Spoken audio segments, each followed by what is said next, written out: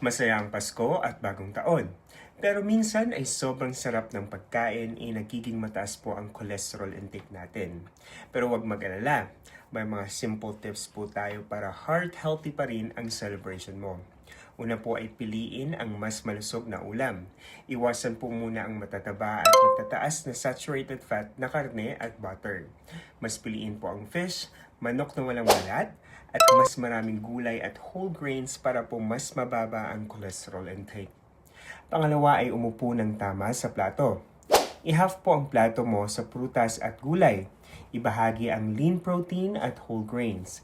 Mas marami po ang fiber sa mga ito na tumutulong bawasan ang cholesterol absorption sa ating katawan.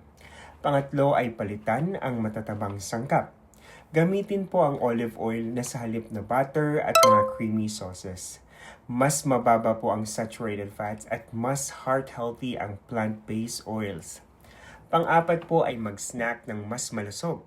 Kung mag-snack po ay piliin ang almonds, walnuts o prutas, imbis na chips at mataas sa fat na appetizers. Nakakatulong po ang nuts para po bumaba ang LDL o ang bad cholesterol.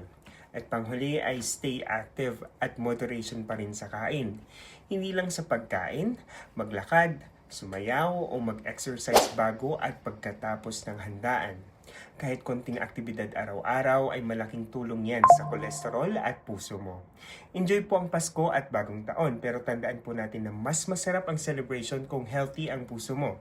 Subukan ang mga tips na ito para mas happy at heart healthy ang holiday mo. Uy!